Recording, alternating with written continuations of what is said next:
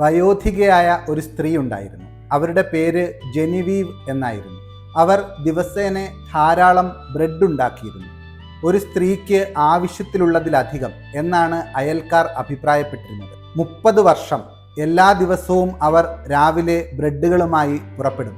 ഭർത്താക്കന്മാർ ഉറങ്ങിക്കിടക്കുന്ന സമയത്ത് പിൻവാതിൽ വഴിയായി ഭാര്യമാർക്ക് ആ ബ്രെഡുകൾ കൈമാറും. ബ്രെഡിനുള്ളിൽ മെഴുകുകടലാസിൽ പൊതിഞ്ഞ് $200 അതിനൊപ്പം ഒരു കുറിപ്പും വെച്ചിരുന്നു. ഇത് ഒളിച്ചു വെക്കുക, ആരോടും പറയരുത്, ആവശ്യത്തിനാകുമ്പോൾ പോകുക.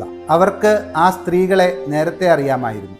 ദേവാലയത്തിലും ബസ് സ്റ്റോപ്പിലും കടയിലുമൊക്കെ അവർ സ്കാർഫ് ധരിച്ചായിരുന്നു വന്നിരുന്നത്. ഭർത്താക്കന്മാരുടെ മർദ്ദനമേറ്റ പാടുകൾ മറയ്ക്കാൻ ഒരു വശം മാത്രം മേക്കപ്പ് അണിഞ്ഞിരുന്നവർ. ജെനിവീവിൻ്റെ അമ്മയ്ക്കും ഇങ്ങനെയായിരുന്നു. അവരുടെ താടിയെല്ലിന് ക്ഷതമേറ്റിരുന്നു. 23 വർഷത്തെ മർദ്ദനം. അമ്മ കടന്നുപോയതിനു ശേഷം ജെനിവീവ് ഒരു ശപഥമെടുത്തു: ഇനി ഒരിക്കലും ആർക്കും ഇങ്ങനെ സംഭവിക്കരുത്. അങ്ങനെ ഓരോ ആഴ്ചയും 3 കാര്യങ്ങൾ അവർ കരുതി വെക്കാൻ തുടങ്ങി. 1. ബ്രെഡിനാവശ്യമായ മാവ്. 2. സ്വന്തം ഭക്ഷണാവശ്യത്തിനുള്ള ബ്രെഡും ബട്ടറും. 3. $200 വീതം 6 പേർക്ക്. ഒരു രാത്രിയിൽ അവർ മരണമടഞ്ഞു.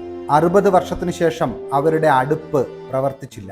എന്നാലും അവരുടെ കൈപ്പാടുകളോടെ മേശപ്പുറത്ത് ബ്രെഡിനായുള്ള മാവ് അപ്പോഴും ഉണ്ടായിരുന്നു.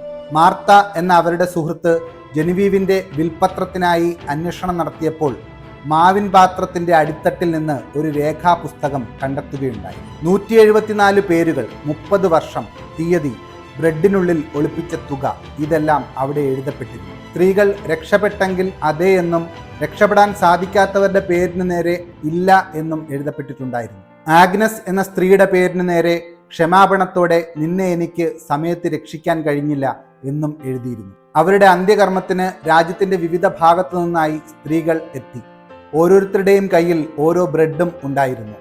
അവർ ആദരപൂർവ്വം അത് ശവമഞ്ചത്തിൽ സമർപ്പിച്ചു. അക്കൂട്ടത്തിൽ നിന്ന് അന്ന എന്ന സ്ത്രീ മൈക്കിന് മുന്നിൽ വന്ന് ജെനിവീവിനെ അനുസ്മരിച്ചു. ഏതാനും വർഷങ്ങൾക്ക് മുൻപ് ഞാൻ നരകയാതന അനുഭവിച്ച് ജീവിച്ചിരുന്നു. അപ്പോൾ ഒരു ദിവസം രാവിലെ 5 മണിക്ക് ജെനിവീവ് എൻ്റെ വീട്ടിൽ ബ്രെഡുമായി വന്നു. അതിനുള്ളിൽ $200 നഗരത്തിലേക്കുള്ള ബസ് ടിക്കറ്റും ഉണ്ടായിരുന്നു. ഒടുവിൽ അന്ത്യയാത്രാ സമയത്ത് ജെനിവീവിൻ്റെ ശവമഞ്ചം ബ്രെഡുകളാൽ നിറഞ്ഞിരുന്നു. ഓരോ ബ്രെഡും ഓരോ സ്ത്രീയുടെ കയ്യിൽ നിന്നും. അവരെല്ലാവരും രക്ഷപ്പെട്ടവരായിരുന്നു. ഇപ്പോൾ സന്തോഷത്തോടെ ജീവിക്കുന്നു.